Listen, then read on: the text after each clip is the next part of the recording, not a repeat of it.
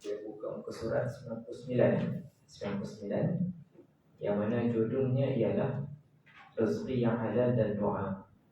Yang mana kita akan lihat dalam hadis ini bagaimana perhatian perlu diberikan kepada makan minum yang halal, pakaian yang halal, dan perkara itu akan memberikan kesan kepada penerimaan doa yang kita panjatkan. Baik.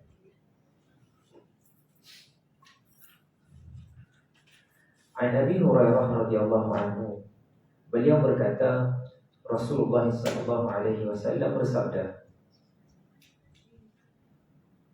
Inna Allaha tayyibun la yaqbalu illa tayyiban, wa inna Allah ta'ala amara al-mu'minin bima amara bihi al-mursalin. Faqala ta'ala, Ya ayyuhar rusul kulu minat tayyibat wa'amalu salihan. Wa qala ta'ala, Ya ayyuhalladzina amanu kulu min tayyibati ma razaqnakum. Thumma dhakara ar-rajula yutilu as-safara ash'atha aghbara yamuddu yadayhi ila as-sama' Ya Rabbi, Ya Rabbi, wa mat'amuhu haram, wa mashrabuhu haram, wa malbasuhu haram, wa ghudhiya bil haram, fa anna yustajabu lah. Rawahu Imam Muslim. Maksudnya, sesungguhnya Allah Ta'ala maha baik dan hanya menerima yang baik. Sesungguhnya Allah telah memerintahkan orang-orang yang beriman untuk melakukan perintah yang disampaikan kepada para nabi. Kemudian baginda membaca firman Allah, Wahai Rasul-Rasul, makanlah dari makanan yang baik-baik dan kerjakanlah amalan yang saleh. Dan firman-Nya, Wahai orang yang beriman, makanlah dari makanan yang baik-baik yang telah kami anugerahkan kepada kamu. Kemudian baginda menceritakan seorang lelaki yang melakukan perjalanan yang jauh, yang lama. Tubuhnya diliputi debu lagi kusut. Dia menadah tangannya ke langit dan berdoa, Ya Rabbku, Ya Rabbku. Akan tetapi makanannya haram, minumannya haram, dan ia diberikan makanan dengan yang haram, maka bagaimana mungkin doanya dikabulkan? Baik. Itu adalah hadis yang ke-10 yang disusun, yang dipilih oleh Al-Imam An-Nawawi rahimahullah ta'ala, yang dimasukkan dalam susunan 14 hadis beliau. Baik. Muslimin dan muslimat sekalian, sebelum kita memanjangkan bicara pada malam ini, mari kita lihat secara umumnya apakah yang telah dinyatakan dalam hadis ini. Yang pertama dimulakan dengan penegasan Innallaha tayyibun, sesungguhnya Allah Ta'ala itu baik dan tidak menerima kecuali yang baik. Kita lihat bagaimana permulaan hadis ini dimulakan dengan suatu bentuk penegasan.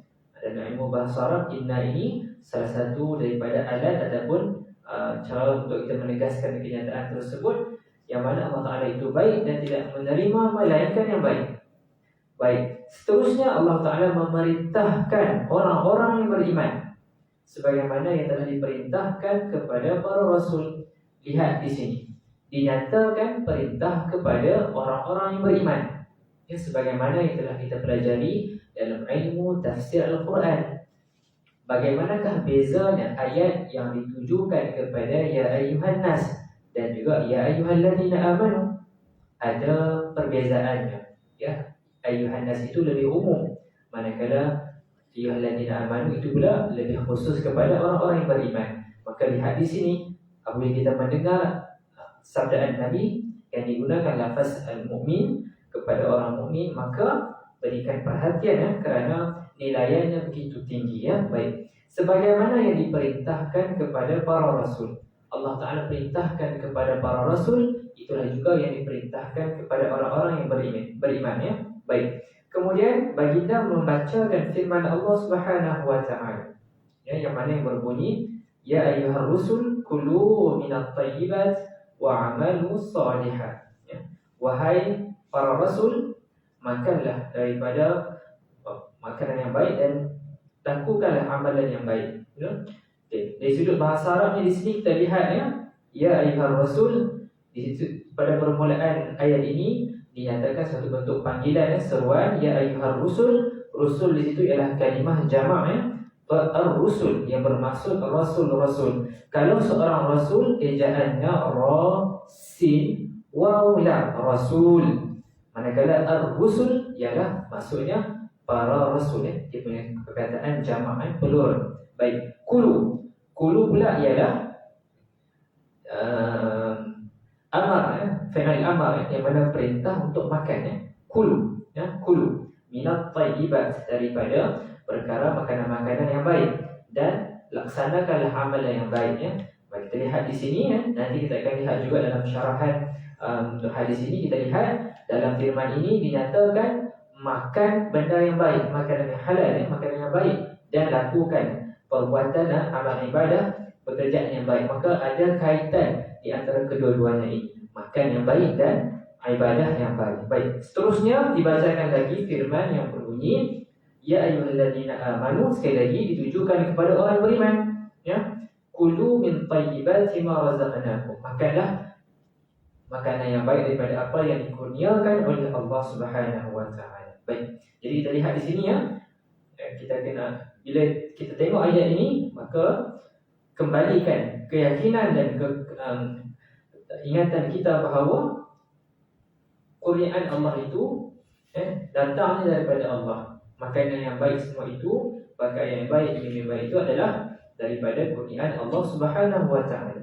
Kemudian baginda sallallahu alaihi wasallam menyebutkan kisah seorang lelaki yang mana beliau dalam perjalanan yang jauh, dan adanya kesan musafirnya yang jauh, yang adanya debu dan kusut, dan beliau mengadah tangan ke langit. Langit di sini dengan maksud qiblah doa kita. Jika kita salat, kita menghadap ke Kaabah. Kalau kita berdoa, qiblatnya ke langitnya. Baik. Dan beliau berdoa menyebut ya Rab, namun makanannya haram, minumannya haram, pakaiannya haram, dan diberikan makanan yang haram. Maka bagaimana mungkin doanya itu akan dikabulkan? Jadi kita lihat di sini sebelum kita bincang lebih lanjut, nanti kita akan tengok bagaimana pertanyaan di hujung ini memberikan suatu bentuk ingatan kepada kita bahawa perlunya makanan, minum, pakaian yang halal untuk mendapatkan doa yang dimakbulkan oleh Allah Subhanahu wa taala. Muslimin dan muslimat sekalian, hadis ini diriwayatkan oleh Sayyidina Abu Hurairah radhiyallahu anhu, perawi yang sama yang meriwayatkan hadis yang ke-9 sebelum ini, yang mana Sayyidina Abu Hurairah ini namanya yang masyhur dalam kalangan ulama ialah Abdullah bin Sakhar, Abdullah bin Abdurrahman bin Sakhar, Abdurrahman bin Sakhar. Dan beliau merupakan salah seorang sahabat yang begitu rapat dengan baginda Nabi sallallahu alaihi wasallam dan banyak meriwayatkan hadis daripada baginda Nabi sallallahu alaihi wasallam. Baik. Keistimewaan hadis ini, nanti kita akan tengok betapa utamanya hadis ini, kerana hadis ini merupakan hadis yang terbina di atasnya asas dan hukum Islam, iaitu dalam kita melakukan perkara yang halal dan menjauhi perkara yang haram. Baik. Antara komentar yang diberikan oleh ulama hadis, antaranya Ibnu Daqiq, Imam Ibnu Daqiq Al-Aid berkata, hadis ini adalah salah satu dasar dan landasan dalam membina hukum Islam. Dia mengandungi anjuran untuk kita membelanjakan sebagian harta yang halal dan melarang membelanjakan harta yang haram. Makanan, minuman, pakaian dan sebagainya hendaklah benar-benar halal tanpa bercampur dengan syubhat. Baik. Jadi kita lihat di sini bagaimana ulama memberikan tafsiran, huraian, perbincangan yang lebih lanjut daripada hadis ini, anjuran kepada kita untuk memberikan perhatian. Apakah yang kita makan, apakah yang kita minum, apakah yang kita pakai, dan segala bentuk pendapatan, perbelanjaan kita semuanya itu perlulah kepada perkara-perkara yang halal ya, yang mematuhi panduan syariah Islam. Baik. Hadyu an-Nabawi ya, Hadyu an-Nabawi, petunjuk hadis, dan juga kita mengambil faedah istifadah. Baik. Yang pertama, tayyib ya, tayyib ya. Tayyib ini sebutan yang fasih ya. Ta, ya, sabdu dan ba. Tayyib ya, tayyib. Kalau sebutan yang lebih mudah dalam kebiasaan masyarakat kita, sebahagiannya dia tayyib kan, yang nama tayyib kan. Baik. Tayyib bermaksud suci bersih dari segala kekurangan. Dikatakan tayyib sebagai salah satu sifat Allah Subhanahu wa taala. Lihat di sini kalau rujukan lanjut, jika nak mencari mengkaji, lihat dalam kitab Ikmal Al-Mu'allim. Baik. Yang kedua, Imam Ibn Rajab Al-Hambali berkata bahawa seorang mukmin itu semuanya baik. Fitrah orang mukmin ini semuanya baik, termasuklah hati, lidah dan tubuh badannya. Hati, lidah dan tubuh badannya. Macam mana nak faham? Dulu kita pernah bincangkan bagaimana takrifan itu. Takrifan iman itu melibatkan suatu penyaksian iqrar dalam hati ya, kemudian dalam bentuk ucapan dan dibuktikan dengan amalan tubuh badan. Baik, lantaran kerana iman yang ada dalam hatinya. Dalam hatinya ada iman ya. Kemudian zikir yang lahir daripada lidahnya ya, dizahirkan dengan ungkapan lidahnya. Dan amalan yang soleh yang lahir daripada tubuh badannya merupakan hasil daripada iman, dan juga termasuk sebahagian pengertian iman ya. Baik, jadi ya, dalam usaha kita sama-sama ya, perjalanan hayat kita ini dengan usaha kita yang berterusan melaksanakan ibadah yang wajib, menjauhkan segala bentuk perkara yang dilarang, perkara haram ya, kita menuntut ilmu berterusan untuk membaiki diri. Kita sama-sama ya, kita semakin cuba untuk semakin mendapati ya, apakah ciri-ciri orang yang beriman. Ketiga-tiga benda ini insya-Allah kita sama-sama usaha untuk capai ya.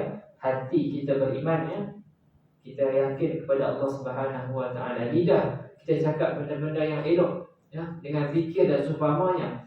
Dan perbuatan kita, anggota tubuh badan kita ya, perbuatan yang halal ya, yang dibenarkan oleh syarak. Baik. Ketiga, firman Allah Subhanahu wa taala ya. Yang ini adalah firman Allah dalam surah Al-Mu'minun ayat yang ke-51 ya. Baik. Bismillahirrahmanirrahim. Ya ayyuhar rusul kulu minat thayyibat wa'amalu salihah inni bima ta'amaluna alim. Wahai rasul-rasul, makanlah dari benda-benda yang baik lagi halal, dan kerjakanlah amalan-amalan yang salih. Sesungguhnya aku maha mengetahui akan apa yang kamu kerjakan. Imam Ibn Rajab Al-Hambali berkata, muradnya apa yang dikehendaki daripada ayat ini adalah para rasul dan umat diperintahkan untuk memilih makanan yang baik, yang halal, dan beramal dengan amalan yang salih. Kerana apabila makanan itu halal, sudah tentu amalannya akan diterima oleh Allah Subhanahu wa taala. Baik, lihat Imam Ibn Rajab Al-Hambali dalam menguraikan ayat ini, kita lihat perkaitan dalam ayat ini dimulakan ya, khitabnya kepada para rasul ya, para rasul. Jadi di sini kita kena lihat, sungguh pun ditujukan kepada rasul, bukan maksud kata kita ambil secara literal sahaja. Ini perintah kepada rasul saja, bukan, tak payah, tidak. Maksudnya kepada kita sekalian, kepada para umatnya. Baik, ya ayyuhar rusul kulu minat thayyibat, dimulakan dengan satu bentuk perintah untuk makan perkara-perkara, makanan-makanan yang halal lagi baik, dan kerjakan amalan yang saleh. Lihat di sini, sebagaimana yang telah kita nyatakan sebentar tadi, adanya perkaitan yang sangat rapat, makan, minum yang halal dan amalan yang baik ya. Jadi kena seimbang. Tidak boleh kita makan benda yang halal tetapi buat perkara yang jahat, ataupun sebaliknya, dia makan perkara yang haram tetapi dia melakukan perkara yang baik, itu tidak seimbang. Wajar dibetulkan, kena seimbang. Makan yang baik, halal, dan perbuatan yang baik, dia seiringan. Baik. Jadi kita lihat di sini, apabila makanan itu halal, dan insya-Allah doa dan amal itu akan dikabulkan oleh Allah Subhanahu wa taala. Baik. Seterusnya, muslimin dan muslimat sekalian, Imam Al-Maraghi berkata, walaupun perintah ini ditujukan kepada para nabi, namun umat juga disaran untuk mengikuti mereka. Seolah-olah Allah Ta'ala berfirman kepada kita, wahai kaum muslimin yang berada di seluruh pelosok bumi, makanlah makanan yang halal dan yang baik. Okey, baik. Seterusnya kita lihat di sini, apakah yang dimaksudkan dengan makanan yang halal? Makanan yang halal itu ialah yang tidak mengandungi penderhakaan kepada Allah. Yang halal itu tidak ada derhaka kepada Allah. Yang bersih pula apa dia? Yang tidak mengandungi perkara yang melupakan Allah Subhanahu wa taala. Dan yang baik itu pula ialah menahan nafsu dan memeliharakannya. Lihat di sini panduan ulama kepada kita, yang halal tidak membawa derhaka kepada Allah, yang bersih tidak menyebabkan kita melupakan Allah, dan yang ketiga yang baik itu pula menahan nafsu dan memelihara akal. Jika kita perhatikan, kita amati perkara ini, jaga tiga-tiga benda ini, insya-Allah kebanyakan urusan kita akan terpelihara. Tidak derhaka kepada Allah, tidak lupa kepada Allah, dan juga dapat kawal nafsu dan memelihara akal. Kita lihat sebagaimana maqasid syariah antaranya adalah untuk memelihara akal. Bukan lihat di sini kepentingan untuk memelihara akal. Kerana dengan akal kita akan buat pertimbangan yang munasabah. Ada nafsu yang dikawal itu, insya-Allah akan mengelakkan diri kita daripada melakukan perkara-perkara yang tidak sewajarnya. Baik.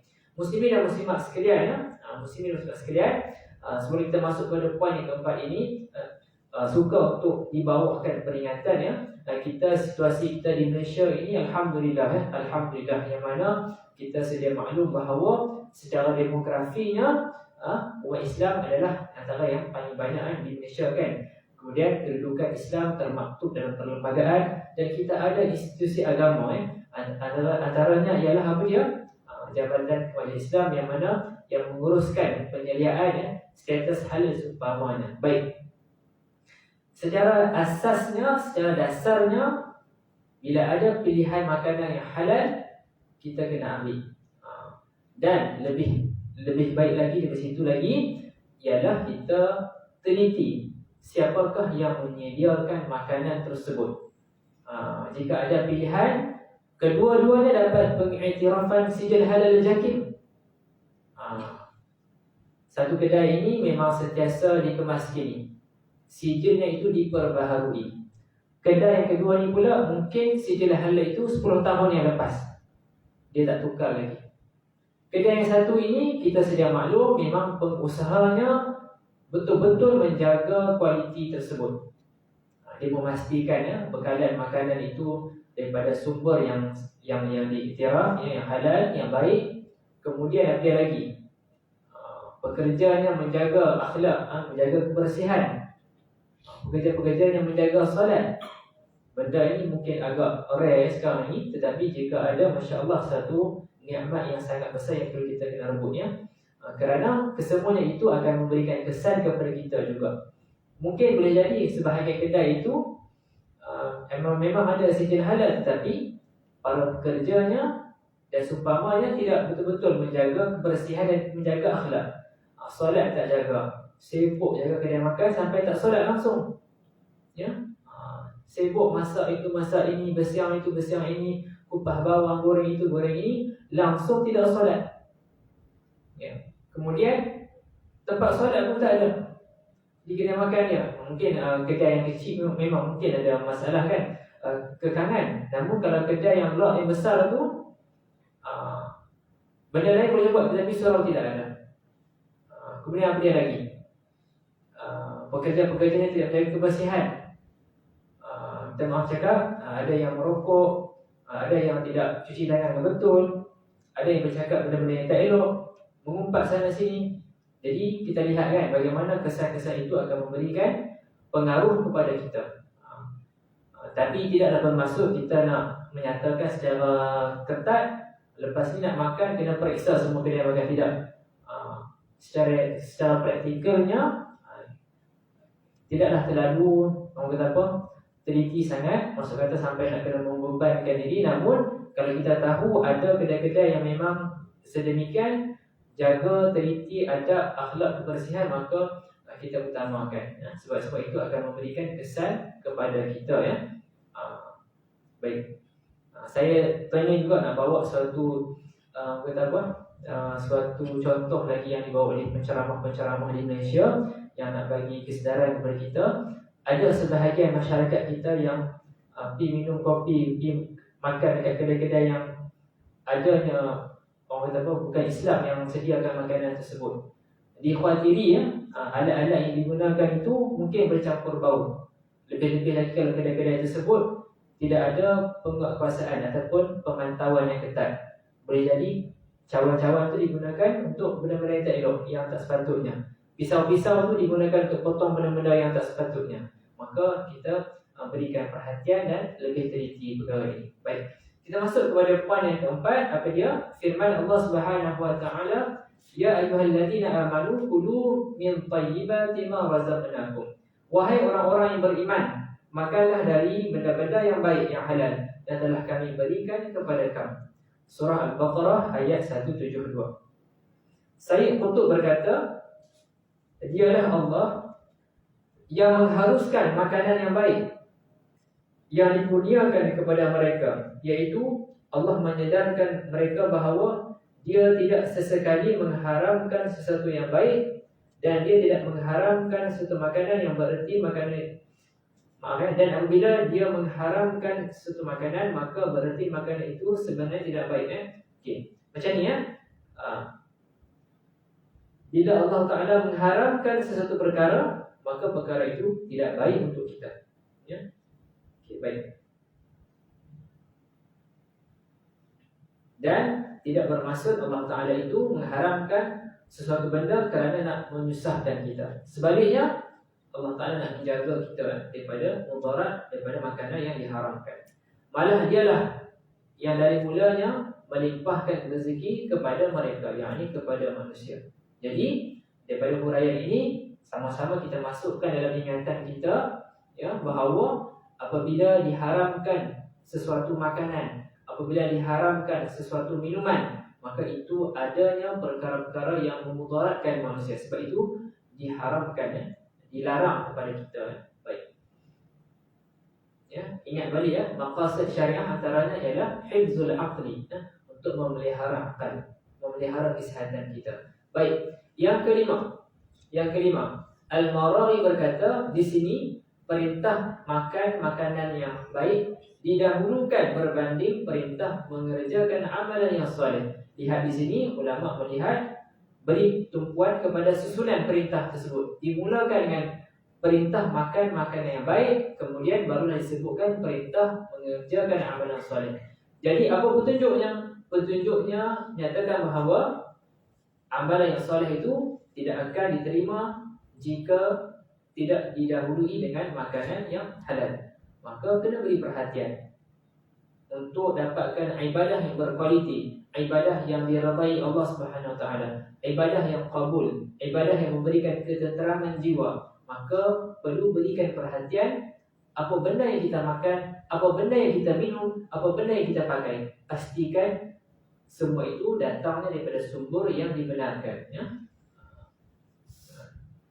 Dan kalau kita lebih teliti, ya, bagaimana sikap para salafus salih, para ulama-ulama, para atqiya, awliya, yang mana mereka sangat menjaga dan menitik beratkan benda yang mereka nak makan, benda yang mereka nak minum. Mereka perhatikan betul-betul, nak menjaga perkara ini, sebab akan memberikan kesan kepada iman, kepada hati dan penerimaan amalan. Baik.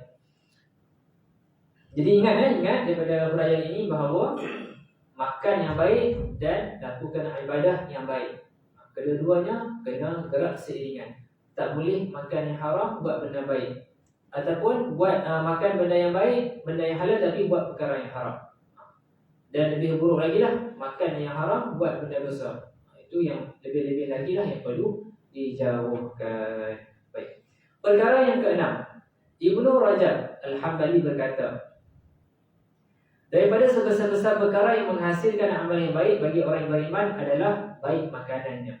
Ya, lihat di sini sekali lagi, ulama Islam memberikan penekanan kepada makanan yang baik, makanan yang halal dan baik, halalan thayyibah. Ya, halalan thayyibah, yaitu daripada punca dan sumber yang halal. Okey. Punca dan sumber yang halal. Dulu pernah kita bincangkan, umpamanya ayam itu telah disembelih, memang dah penuhi syarat rukun semuanya, sembelihan tersebut dah putus dah, disembelih, dah putus dah urat-urat yang berkenaan. Tapi ayam itu dicuri, macam mana tu? Haram lah. Ya, kenapa hatikan? Okey, apa lagi? Jamuan hari Jumaat, dibuat kenduri hari Jumaat untuk jemaah yang hadir solat Jumaat. Makanan semua dah elak dah. Ayam diberikan bekal yang halal, catering pun dari syarikat yang insya-Allah yang jaga akhlak, jaga solat dan seumpamanya, tutup aurat dan sebagainya. Tapi duit tu diambil daripada orang makan. Duit rasuah. Macam mana? Kena perhatikan. Ya, jadi kena teliti punca dan sumber yang halal. Dan dengan demikian membawa kepada baik dan suci amalan. Ya. Makanan yang baik akan membawa kepada amalan yang baik. Hadis ini menunjukkan bahawa tidak diterima amalan tidak suci, tidak bersih kecuali dengan makanan yang halal. Kan? InsyaAllah, jika tuan-tuan dan puan semua, saya sendiri kalau ada kemampuan, kelapangan, boleh kaji. Lihat sejarah, lihat manaqib, lihat kisah biografi ulama-ulama Islam yang mana mereka sangat berhati-hati menjaga makan minum. Dulu saya pernah beritahu kan, ada salah seorang tenaga pengajar di Malaysia yang telah meninggal dunia, yang mana beliau sangat padat jadual pengajian dan majlis ilmu beliau.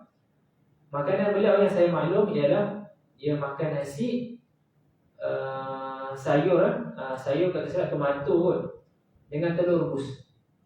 Sangat ringkas, dan kalau ikut gizi kan, ikut apa nutrisi makanan tu dah mencukupi.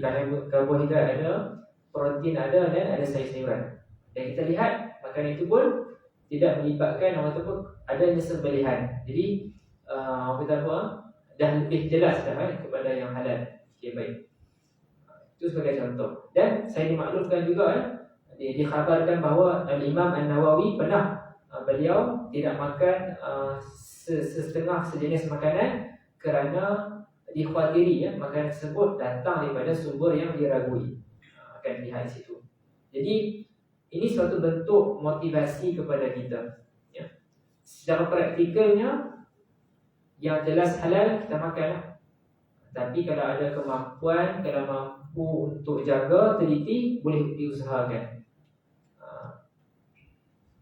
Kerana semua itu akan memberikan kesan kepada iman, kepada hati, kepada akhlak diri dan jiwa kita. Ya, baik. Baik, perkara yang ketujuh. Hadis ini juga memberikan pengertian bahawa kita akan menuai pahala atas apa yang kita makan, jika semua itu kita niatkan sebagai bekal untuk melakukan ketakwaan dan ketaatan kepada Allah. Makan pun dapat pahala. Subhanallah. Subhanallah. Ini adalah konsep ibadah yang kita kena faham. Ibadah pengabdian diri kepada Allah Subhanahu Wa Taala, jika kena cara, jika kena niatnya, dapat pahala. Dapat pahala. Pakai baju datang semayang, mana dapat pahala tak? Dapat pahala kan, sebab tutup aurat kan. Kan? Dan pakaian yang elok-elok yang kita mampu pakai. Kerana itu adalah antara anjuran kepada kita bila hadir ke masjid, pakai pakaian yang elok kan, yang kita mampulah. Okey, baik. Makan dapat pahala, minum dapat pahala, tidur dapat pahala. Tapi jangan silap pula kan. Dia faham benda ni, bila Jumaat dia tidur, dia kata dapat pahala tidur. Tak. Maksud kata tidur yang wajib, yang asasi itulah. Kalau tidur subsidi tu, tidur tambahan tu, kena teliti balik dah kan. Tidur yang wajib ni insya-Allah dapat pahala. Tapi kalau tidur yang disalahguna tu, orang kata apa? Kena fikir balik dah kan. Kena bagi perhatian lah kepada orang lelaki kan yang pergi solat Jumaat. Kalau dia tertidur dalam keadaan papan punggungnya tidak rapat, kena jaga tu, kena ambil wuduk balik lah kan. Kalau tertidur papan punggung rapat, insya-Allah tidak batal wuduknya. Tapi kalau kita perhati kan, macam-macam gaya kan ahli Jumaat tidur kan. Kalau dah nampak ni memang papan punggungnya tak rapat tu, saya pernah ternampak ada pelajar sekolah kan, mungkin dia pun muda lagi, kecil lagi, dia tertidur yang mana saya yakin memang terbatal wuduknya. Saya beritahu dekat dia bila muazzin ataupun Bilal iqamat, saya minta dia untuk ambil wuduk yang baru. Kalau tidak kesian lah, adalah hilang pahala Jumaat sebab tak dengar khutbah kan. Kemudian solat pula tak sah. Jadi kena beri perhatian. Sebaiknya, seeloknya jangan tidur ya. Tapi kalau tertidurlah secara yang tidak membatalkan wuduk kita. Okey, baik. Okey.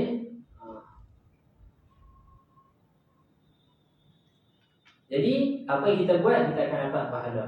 Kita akan dapat pahala. Okey, baik. Baru-baru ni kan semua kan kita kan digoncangkan emosi kita kan bila kita lihat apa yang berlaku di Gaza,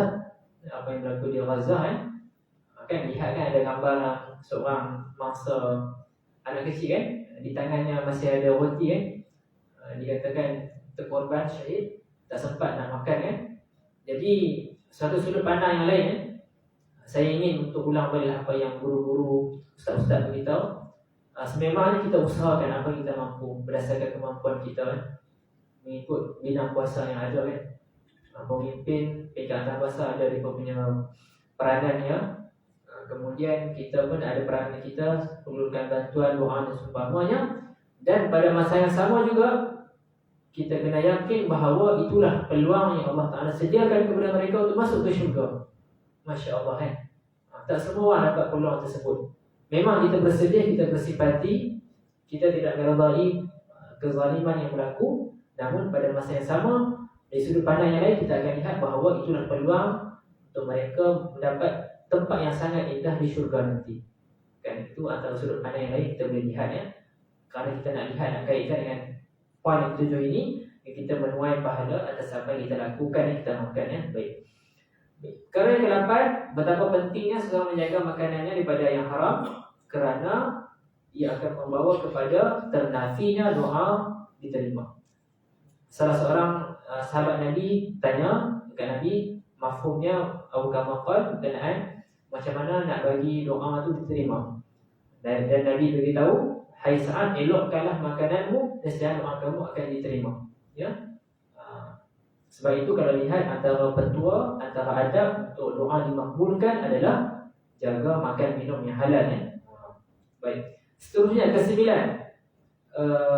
memberi maksud hadis ini perbuatan untuk mendekatkan diri kepada Allah seperti sedekah yang haram tidak akan diterima oleh Allah Subhanahu Wa Taala. Macam tadi kita buat contohkan, hari Jumaat dia buat jamuan sedekah makanan tetapi duit daripada duit yang haram, duit rasuah, duit rompak, duit curi dan sebagainya. Tak boleh ya. Nak dekatkan diri kepada Allah menggunakan harta yang halal.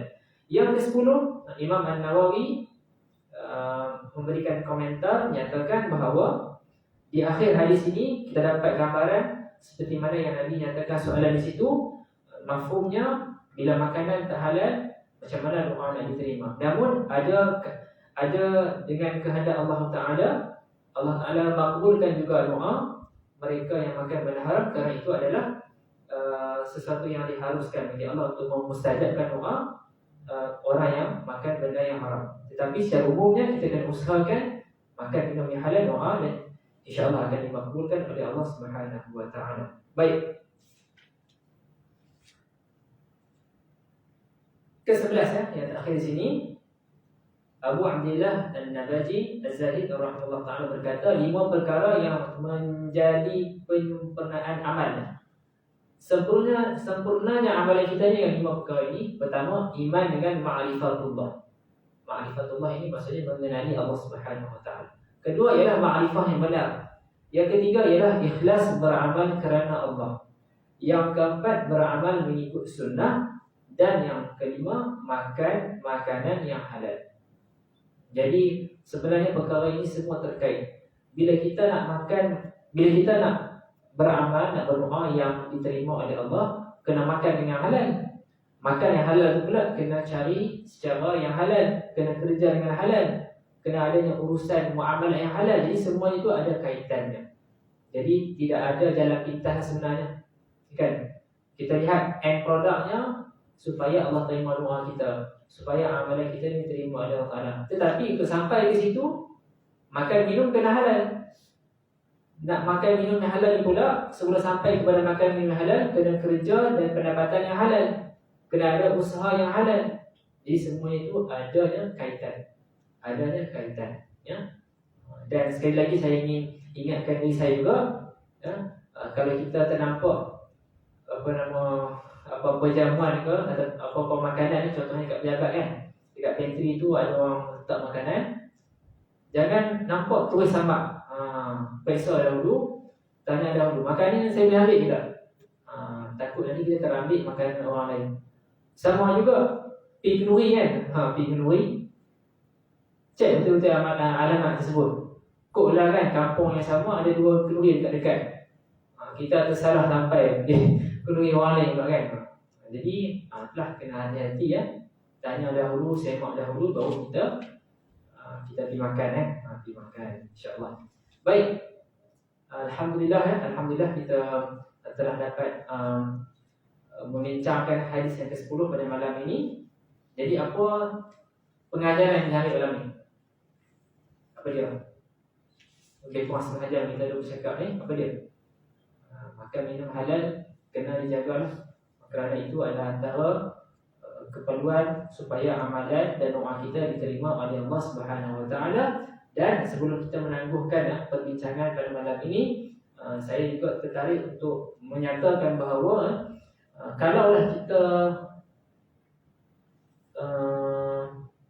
terdapat ataupun terima suatu harta benda yang kita tak dapat pastikan halal ataupun tidak, bagaimana kita nak bebaskan diri kita daripada harta yang tak halal tersebut? Apa cara dia? Antaranya adalah kita salurkan harta benda itu untuk kegunaan umum. Contohnya, wang tersebut digunakan untuk membina tandas awam. Umpamanya, mungkin dulu kan, 10 tahun lepas, 20 tahun lepas, kita pun masih dalam usaha nak membaiki diri, masih lagi menggunakan perbankan yang adanya kita terima hasil daripada riba. Jadi ambil pengetahuan berapa amount tersebut, kita keluarkan dan kita bagi untuk tujuan kegunaan awam, bina tandas ke, bina jalan raya sebagainya. Dan antara yang lain juga mungkin ini bukannya benda yang haram, tetapi kita tidak pasti siapakah tuan dia. Siapakah tuan dia? Maka dibolehkan bagi kita untuk kita sedekah harta tersebut kepada orang lain, tetapi dengan niat supaya pahala itu dapat kepada tuan pemilik sebenarnya. Seolah-olah kita ini sebagai ejen sahajalah untuk menyampaikan sedekah tersebut. Boleh jadi kita tak tahu siapa pemilik sebenar harta tersebut. Harta itu halal tetapi bukan milik kita. Jadi kita nak bebaskan diri kita daripada dapat benda-benda yang bukan milik kita, maka dibolehkan kita sedekah, tetapi dengan niat pahala itu sampai kepada tuan sebenarnya. Tuan sebenarnya, insya-Allah. Itu sahaja untuk perbincangan pada malam ini. Ada sebarang soalan? Ada? Malam ni saya laju sikit. Okay, nak kejar sikit. Saya tersampai agak ni sikit. Tadi ada jalan jam sikit ada kat Bangi tu. Kita laju sikit malam ni. Okay, ada soalan ni? Tak ada lah, jelas. Saya dekat pejabat saya kan ada orang Argentina. Bagi dia lah budaya dia, kalau dia bercakap, dia berceramah, tak ada orang tanya soalan, dia akan rasa sedih. Seorang dia tak dihargai. Itu mungkin budaya dia lah. Budaya kita lain cerita kot lah. Tapi saya dapat satu sudut pandang yang baru lah bagi budaya dia. Bila dia berceramah, dia bercakap, kalau tak ada orang tanya apa dekat dia, dia rasa tak berapa suka lah. Dia tak berapa gembira lah. Seolah-olah orang tak bagi perhatian lah dekat dia kan. Tapi tak apalah, kita budaya kita lain sikit kot kan. Semua dah faham kan. Dah jelas lah kan, insyaAllah. Itu saya pernah. Tak ada apa-apa kan. InsyaAllah pada pertemuan akan datang kita akan masuk hadis yang ke-11 ya. Dan insyaAllah kalau ada beberapa soalan boleh disediakan lebih awal, kita boleh bincangkan pada pertemuan akan datang. Itu sahaja. Dan masih lagi boleh azan isya, kita silakan untuk azan. Wabillahi taufiq. Assalamualaikum warahmatullahi wabarakatuh.